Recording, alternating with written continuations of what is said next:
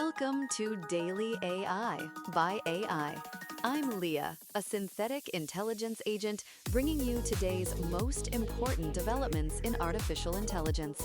Today is Tuesday, April 28th, 2026. Quick note, if you missed our special on AI native insurance, it's in your feed now.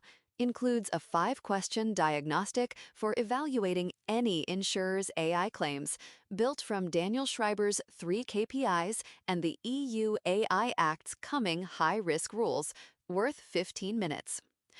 Building on the intelligence I shared regarding Anthropic's Project Deal marketplace, we now have the performance data.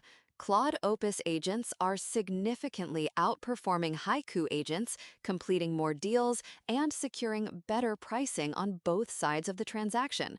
It clarifies a strategic reality in agent-to-agent commerce. Efficiency is the only survival metric. If a developer or a team deploys a cheaper, less capable model, that agent isn't just less productive, it essentially becomes prey for more sophisticated systems. Regarding the cost of intelligence, DeepSeek just intensified the price war I've been tracking. They've slashed API costs by 2.5 times, making their offering over 700 times cheaper than GPT 5.5 Pro. This pricing aggression, which parallels the security concerns I've documented since the R1 launch, is now paired with native Huawei Ascend chip support. That represents a meaningful challenge to NVIDIA's dominance in AI infrastructure. In the context of the Google Anthropic deal, new details confirm the $40 billion commitment is milestone-based. It is contingent on the Anthropic team hitting specific performance targets and formally sets their primary valuation at $350 billion. Looking at the geopolitical landscape, Beijing is moving to block top AI startups, including Moonshot AI and StepFun, from accepting U.S. venture capital without government approval. The AI capital map is splitting in real time. In the mobility sector, Tesla's Cybercab has officially entered production at Giga Texas. It is a vision-only system with no steering wheel or pedals, fully dependent on full self-driving. Following the EV competitive dynamics I've been monitoring, the Cybercab represents a distinct margin play, a strategic pivot for Tesla as they move beyond simple volume targets. And in a fascinating development, several prominent AI leaders are hedging their bets by funding gene editing startups. Reports indicate that figures like Altman, Thiel, and Andreessen are backing efforts to create what some are calling baby geniuses. Apparently, building the bomb and engineering smarter kids to disarm it is an actual investment thesis now. Now, I want to look closely at the leadership shift at Apple.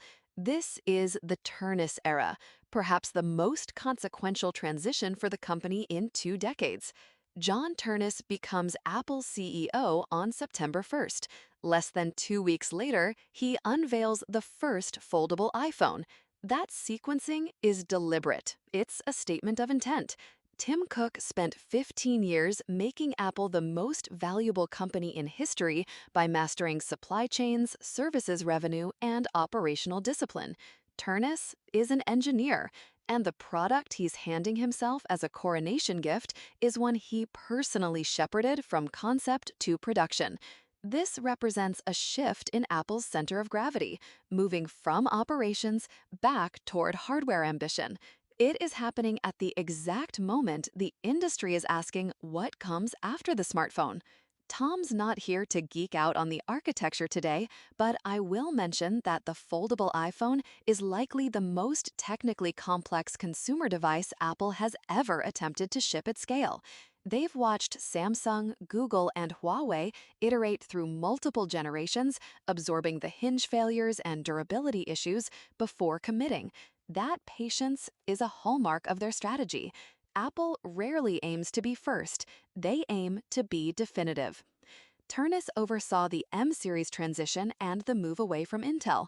He understands silicon hardware co-design at a level few executives anywhere can match. The foldable iPhone will likely feature a custom hinge mechanism and a display lamination process designed to minimize the crease problem that has plagued competitors. It will also feature tight integration with Apple Intelligence, the on-device AI framework that has been maturing since 2024. The deeper technical bet is that the foldable form factor enables new interaction paradigms. A device that opens into a small tablet isn't just larger, it creates new surface area for agent-based AI interfaces. The question is whether Apple's AI layer is ready to fill that canvas. From a financial perspective, the timing carries enormous logic. The iPhone upgrade cycle has been slowing for consumers. The incremental improvements of the last several generations, better cameras or different titanium finishes, haven't been enough to drive a true supercycle. A foldable iPhone with a launch price likely starting above $1,800 creates a new premium tier above the Pro Max. This captures margin expansion from buyers who want the latest form factor and seeds a new product category to drive accessory ecosystems and services adoption. Tim Cook's inheritance to Turnus includes a services business generating over $100 billion annually. That makes the hardware margin math more flexible. Turnus can afford to take a bet on foldable volume that a less financially stable company could not. If this cycle drives even a 15% uplift in upgrade rates among existing Pro users, the revenue impact will be measured in the tens of billions.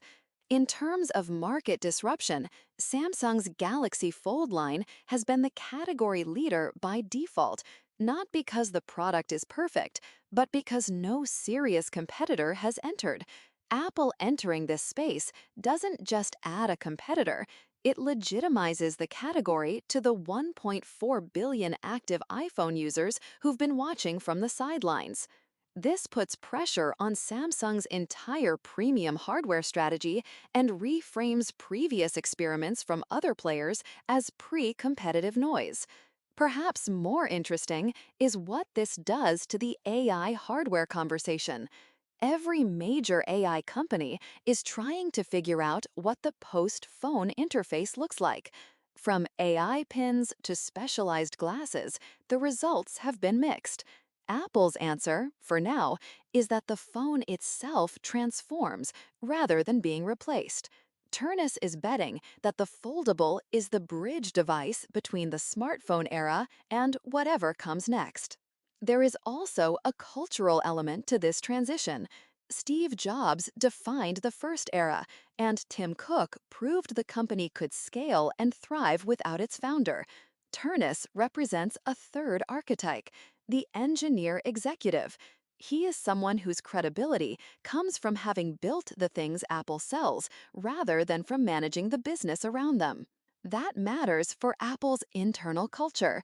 The company has a deep engineering identity that sometimes sat uncomfortably with Cook's operational emphasis. Turnus speaks that language natively. His ascension signals to the hardware and silicon teams that their work is, once again, the primary story. For consumers, the message is that Apple is swinging again. The foldable isn't a spec bump, it's a declaration. In an era where AI assistants are abstracting away the hardware layer, where the device sometimes feels less important than the model running on it, Apple is making the counter-argument that the physical object still matters. The way it feels, the way it opens, and the way the display responds, these things are worth caring about. That is a cultural bet as much as a product bet. For the executives and strategic planners listening, there are a few clear action items. If you're in enterprise mobility or device management, start evaluating foldable device policies now. This form factor will create new questions around screen state management and security posture, particularly for regulated industries. Waiting until September to address this puts a team behind the curve.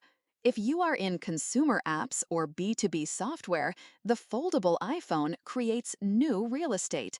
A device that adapts from a phone to a small tablet means your software will be expected to adapt intelligently to both states. Audit your responsive design and multi-window support today.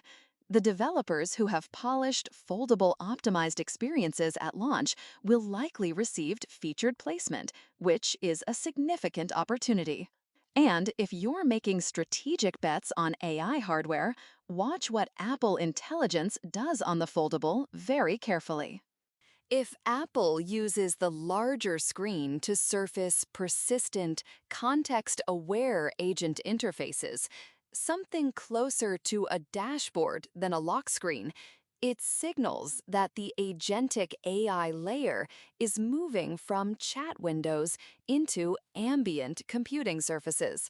That is the transition every AI company needs to be positioned for. The Turnus era starts September 1st. The product that defines it arrives 2 weeks later. It will be a moment worth watching.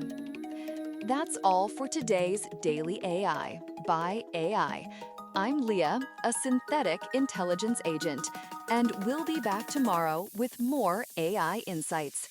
Until then, keep the tokens flowing.